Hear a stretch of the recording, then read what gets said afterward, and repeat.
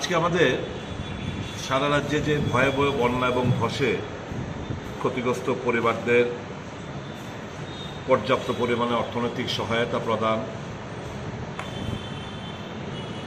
আচমকা বিদ্যুৎ মাশুল বৃদ্ধি করা হয়েছে। এই বিদ্যুৎ মাশুল অন্তত আপাতত 1 বছরের জন্য স্থগিত রাখা, বিদ্যাজ্যোতি প্রকল্পের ছাত্রছাত্রীদের যে ফিজ সেটা প্রত্যাহার করে নেওয়া, দলবাজি এবং দুর্নীতি বন্ধ করা, এই ত্রাণকে নিয়ে এই সমস্ত ব্যাপারে সারা রাজ্য জুড়েই মহকুমা শাসকের নিকট আমাদের ডেপুটেশন প্রদান করা হচ্ছে। আজকে একটি ডেপুটেশন প্রদানে মোহনপুর এসডিএম অফিস কক্ষে যখন ডেপুটেশনকারীরা শান্তিপ্রিয় নিরস্ত্রভাবে বসেছিলেন, মহকুমা শাসকের অপেক্ষায় ছিলেন, আচমকা বিজেপি আশ্রিত কিছু গুন্ডা পান্ডা এবং হারমাত বাহিনী দ্বারা অফিস কক্ষের ভেতরে আমাদের ডেপুটেশনকারীদের উপর আচমকা হামলা করা হয়। অনেকে গুরুতরভাবে আহত হয়েছেন। এদেরকে চিকিৎসার জন্য আইজিএম হাসপাতালে আমাদের দলীয় কর্মীরা নিয়ে গেছেন।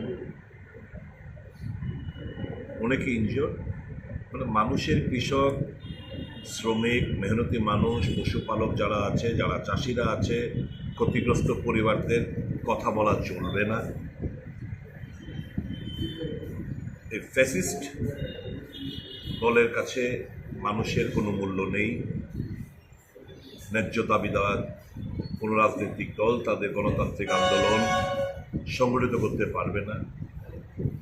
করলে হামলা হুজ্জুতি।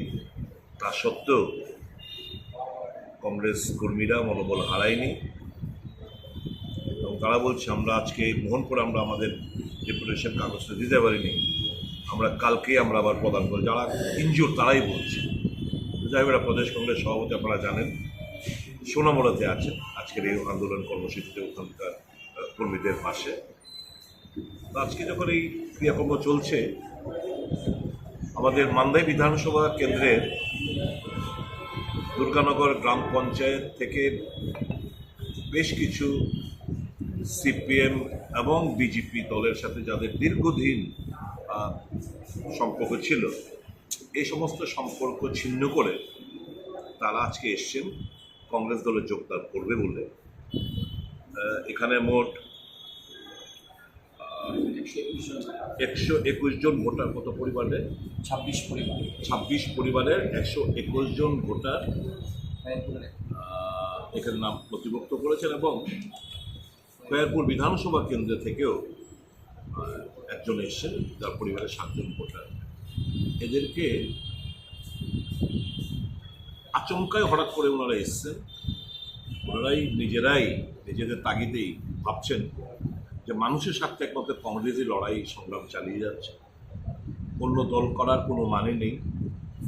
গণতন্ত্রের মানুষই শেষ কথা বলে মানুষ আজকে সমস্ত দিক দিয়ে আজকে বিপ্লব বঞ্চিত।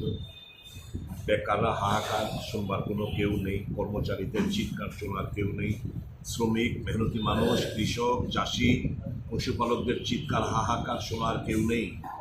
এই কংগ্রেসের ধারাবাহিক আন্দোলন দেখে ওনারা উৎসাহিত হয়ে আচমকা এসে আজকে বললেন যে আপনাদের প্রোগ্রাম আছে, আমরা আজকে এই প্রোগ্রামের আগে আমরা জয়েন করতে চাই এবং এই প্রোগ্রামে অংশগ্রহণ করতে চাই এবং আজকে থেকেই আমরা কংগ্রেস পরিবারে সভ্য হিসাবে আমরা আমাদের দায়িত্ব মানুষের সাথে আমরা পালন করতে চাই।